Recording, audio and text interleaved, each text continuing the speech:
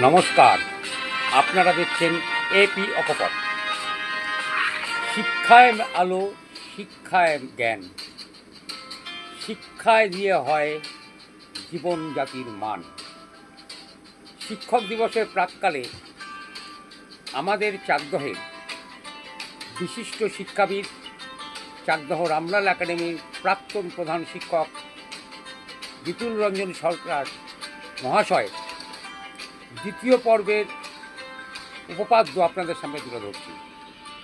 এই উপাখ্যান দেখবার আগে আপনারা একটা ভুল সংশোধন করুন, যেটা প্রথম পর্বে আমাদের স্যার বলবার সময় 11-12 মানে দ্বাদশ উচ্চ মাধ্যমিক শিক্ষাক্রম চালু হওয়ার যে সালটা 1974 বলেছিলেন, আসলে ওটা 1974 নয়, 1976। স্যার দীর্ঘ সময় ধরে এই অসুস্থ শরীরেও সাক্ষাৎকার দিয়েছেন, দীর্ঘ সময় ধরে।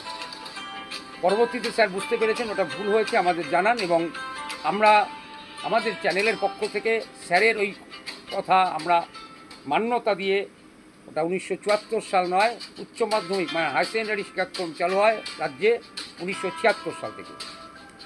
আর দেখুন, এই দ্বিতীয় পর্বে অনেক অজানা তথ্য, অনেক কী বলবো, অসাধারণ উপাখ্যান আপনাদের সামনে তুলে ধরব।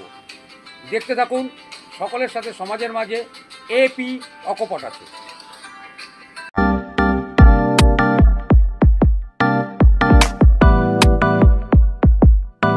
স্যার, আপনি যা বললেন আমাদেরকে, শিক্ষার পরিকাঠামো, শিক্ষার পরিবেশ এবং শিক্ষকদের জন্য তার সাম্মানিক যে আমরা আর্থিক প্রাপ্য যাদের ছিল, যা ছিল, সেই ক্ষেত্রে অনেক উন্নয়ন হয়েছে, অনেক বিকাশ ঘটেছে, শিক্ষার প্রসার ঘটেছে।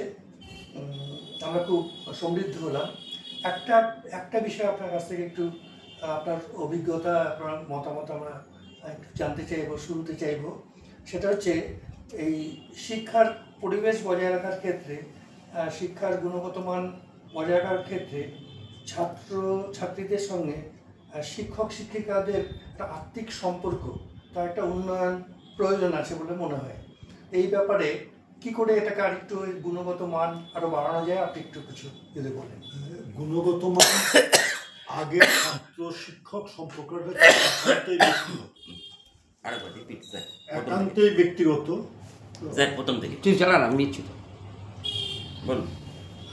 আগে যেমন আমরা আমাদের শৈশবে যা দেখেছি, প্রায় বলা যেতে পারে 60-এর দশক তো পুরোই, এমনকি 70-এর দশকেও ছাত্র শিক্ষকের সম্পর্কটা ছিল ব্যক্তিগত। সব ক্ষেত্রেই না হলেও, মানে 16 আনা মধুর কথা না বললেও, শিক্ষকের একটা অপত্য স্নেহ, সন্তান সুলভ স্নেহ শিক্ষার্থীর প্রতি থাকতো। শিক্ষকদের প্রতি ছাত্র ছাত্রীদেরও সেই পরিমাণে ভরসা, নির্ভরতা, শ্রদ্ধা ইত্যাদি ভালোবাসা থাকতো। কিন্তু 60-এর দশক থেকে আমার একটা পরিবর্তন মনে হয়েছে, যে শিক্ষার একটা কথার সঙ্গে বলা উচিত, 70-এর দশক থেকে অর্থনৈতিকভাবে মানুষের অবস্থা পরিবর্তিত হতে অনেকটা শুরু হয়। তার মূলে পশ্চিমবঙ্গে কৃষিক্ষেত্রে এবং ভূমি সংস্কারের ক্ষেত্রে একটা বড় পরিবর্তন।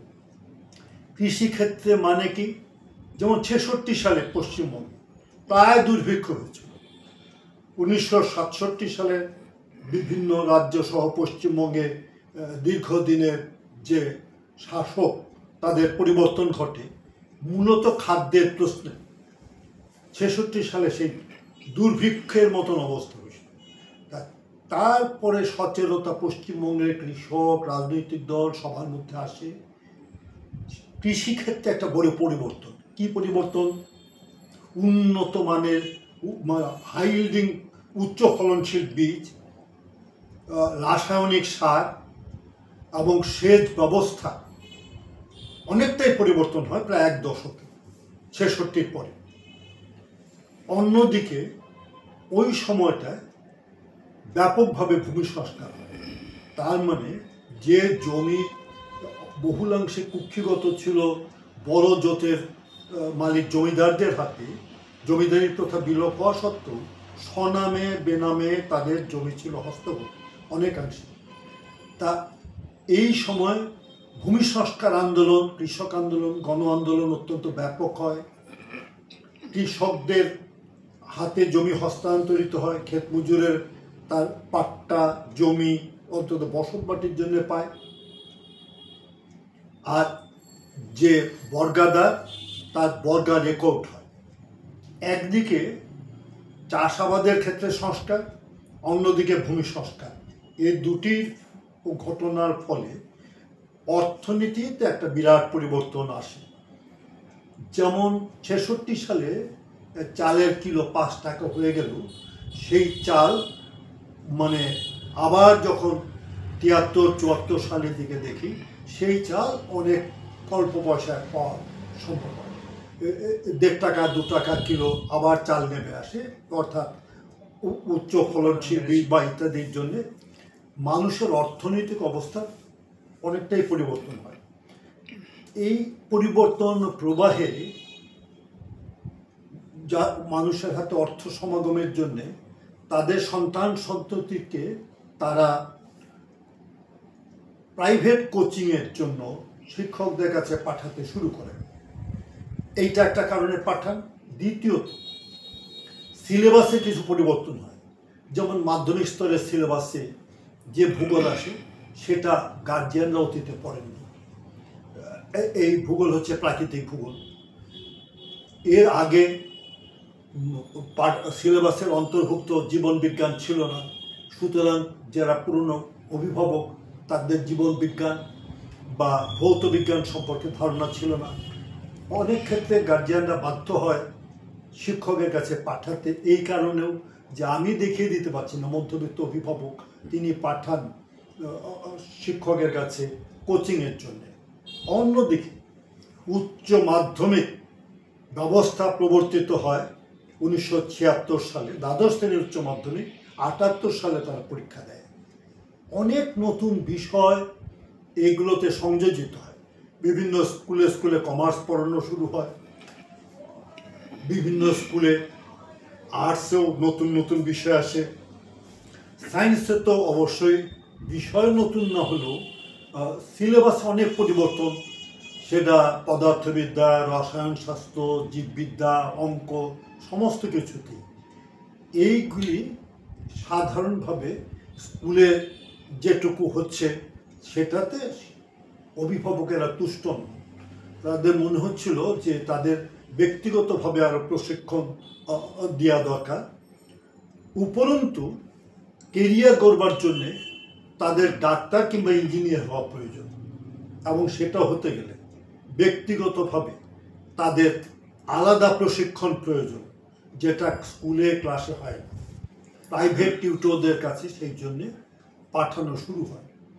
তা তখন থেকে সেই ধারা উত্তরোত্তর এতই বৃদ্ধি পায়, এখন এতই বৃদ্ধি পেয়েছে যে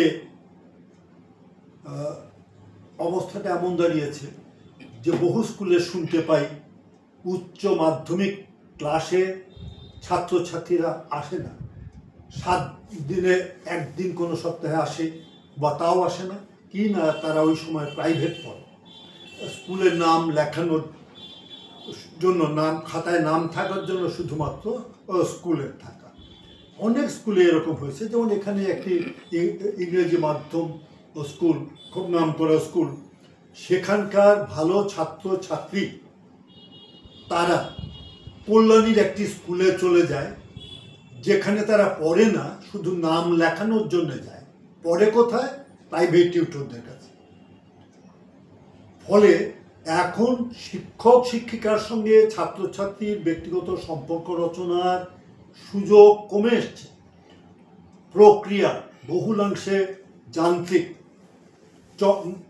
সেই জন্যে আগে যে আত্মিক সম্পর্ক যেটা বলা হতো, যে অর্থনৈতিকভাবে পশ্চাৎপদতা থাকলেও শিক্ষক এবং অভিভাবকের মধ্যে, ছাত্রছাত্রী এবং শিক্ষক শিক্ষিকার মধ্যে যে সম্পর্ক সৌহার্দ্যের, প্রীতির, ভালোবাসার সম্পর্ক গড়ে উঠত। সেই জায়গায় অনেকটাই ঘাটতি দেখা যাচ্ছে বলে মনে হয়। আমিও তো অবসর গ্রহণ করেছি প্রায় 2.5 দশক, সুতরাং একেবারে প্রত্যক্ষ অভিজ্ঞতা না থাকলেও যেটুকু শুনি, যেটুকু খবর পাই, তাতে আমার এই ধারণা যে এই সম্পর্কের মধ্যে যান্ত্রিকতা প্রাধান্য পেয়েছে, ব্যক্তিগত সম্পর্কের উষ্ণতা দূর হয়েছে। এটা সম্ভবত কাম্য নয়, কিন্তু প্রতিরোধ করার কোনো উপায়ও ঠিক আমার এই মুহূর্তে জানা নেই। স্টপ।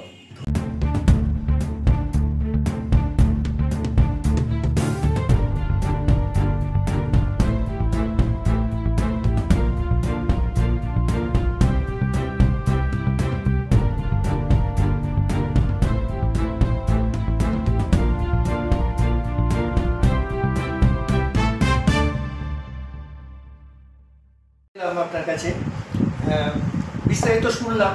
আপনি শিক্ষার ক্ষেত্রে, শিক্ষার পরিকাঠামো, শিক্ষার পরিবেশ, ছাত্র শিক্ষক সম্পর্ক, এই নিয়ে আমরা অনেক তথ্য পেলাম, আপনার মূল্যবান অভিমত জানতে পারলাম। পাশাপাশি আরও বিশেষ একটা বিষয়ে সমৃদ্ধ হলাম, সেটা হচ্ছে চাকদার নামকরণ, তার ইতিবৃত্ত এবং চাকদা শহরের পত্তন সংক্রান্ত অনেক অজানা তথ্য। এবং আমাদের প্রিয় স্কুল, যে স্কুলে আমরা পড়াশোনা করেছি, আপনার কাছ থেকে শিক্ষা গ্রহণ করেছি, সেই রামনাথ একাডেমির তার পত্তন এবং তার ডেভেলপমেন্ট সম্পর্কে অনেক তথ্য পেলাম। আমার মনে হয় অসংখ্য মানুষ এই তথ্যটা পেয়ে সমৃদ্ধ হবে, কারণ আমরা এইটা নিয়ে চর্চা করি না, এবং গুগলেও আছে কি না জানি না। তা আপনার কাছ থেকে অনেক তথ্য পেয়ে আমরা খুব সত্যি সমৃদ্ধ হয়েছি, এবং এটা মনে রাখবো যতদিন সম্ভব, এবং আমাদের পরবর্তী প্রজন্মের মানুষের কাছেও পৌঁছে দেওয়ার চেষ্টা করব। এখন আমার শেষ একটা নিবেদন, যে আমরা ধরুন আমরা তো প্রবীণ হয়ে গেছি, প্রথম প্রজন্মের ছাত্র অবশ্যই, আর এখন নতুন নবীন প্রজন্মের ছাত্ররা আছে। আপনি দীর্ঘায়ু হন, আপনার কাছে আরও প্রচুর ছাত্রছাত্রী, অসংখ্য মানুষ আপনার সান্নিধ্য পেতে সক্ষম হোক, আপনার কাছ থেকে অনেক বিভিন্ন বিষয়ে তথ্য, জ্ঞান, পরামর্শ পেতে সমৃদ্ধ, এটা চাইব। এই মুহূর্তে, এই সাক্ষাৎকারের মুহূর্তে আমি আপনার কাছে একটু অনুরোধ করব যে এই ছাত্র সমাজ, বর্তমান ছাত্র সমাজের কাছে আপনি একটা বার্তা চাইব এই সামাজিক অর্থনৈতিক প্রেক্ষাপটে। রাজনৈতিক প্রসঙ্গটা আনবো না, কারণ সেটা একটা বিতর্কিত বিষয়। এই সামাজিক অর্থনৈতিক প্রেক্ষাপটে এটা যেখানে সমস্যা আছে, জীবনযাপনের সমস্যা রয়েছে, জীবনধারণের সংকট রয়েছে, বিভিন্ন রকম প্রতিকূলতার মধ্যে দিয়ে ছাত্রদেরকে এগোতে হচ্ছে, সেখানে তাদের প্রতি আপনার বার্তা, তারা কীভাবে এগোবে বা কীভাবে তাদের নিজেদেরকে তৈরি করবে, যদি সামান্য কিছু বলেন, সত্যি খুবই আমাদের কাছে উপযোগী হবে। আসলে এখন প্রযুক্তির চ্যালেঞ্জ মানুষের সামনে অত্যন্ত বড়। খুবই সম্প্রতি সবচেয়ে একটা দানবের মতন যেটা সমাজের উপরে ঝাঁপিয়ে পড়ছে, সেটা হচ্ছে কৃত্রিম বুদ্ধিমত্তা।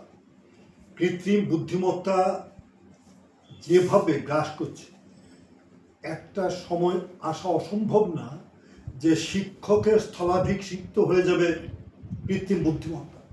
ছাত্ররা প্রতিষ্ঠানে যাওয়ার প্রয়োজন বোধ করবে না। তা এই বুদ্ধিমত্তা, কৃত্রিম বুদ্ধিমত্তার যে বিষয়টা, আগ্রাসন, এটা নিশ্চয়ই অনেক ইতিবাচক দিক আছে, সামগ্রিকভাবে সমাজ উপকৃত হবে।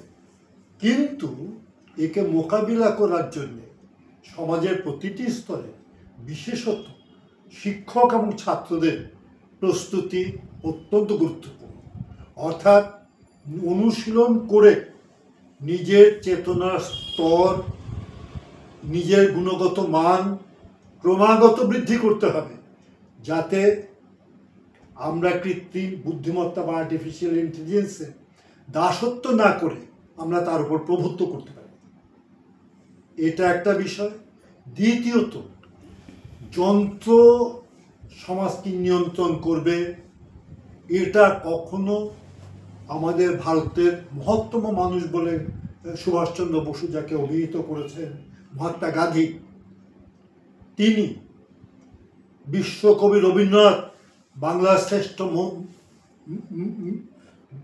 মেধা, সর্বশ্রেষ্ঠ মেধা রবীন্দ্রনাথ ঠাকুর, তারা যন্ত্র নিয়ন্ত্রণ করুক মানুষকে, এটা কখনো চায়। মানুষ যন্ত্রকে নিয়ন্ত্রণ করবে, যন্ত্র মানুষের দাস হবে। মানুষের গুণ, মানবিক আচরণ, মানবিক ব্যবহার, মনুষ্যত্ব সবার উপরে তাকে তারা স্থান দিয়েছেন।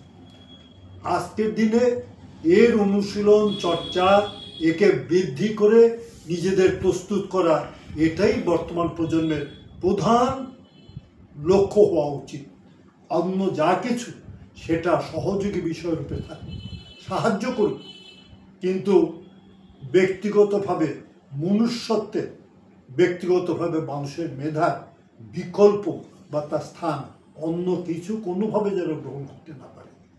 এটাই চাইব যে মানুষ মানুষ হিসেবেই থাকুক, মনুষ্যত্বের বিকাশ হোক, পারস্পরিক সম্পর্ক অনেক সমৃদ্ধ হোক, জীবন ভরে যাক ভালোবাসা, প্রেমে, স্নেহে, শ্রদ্ধায়, মানুষের প্রতি সম্মানে।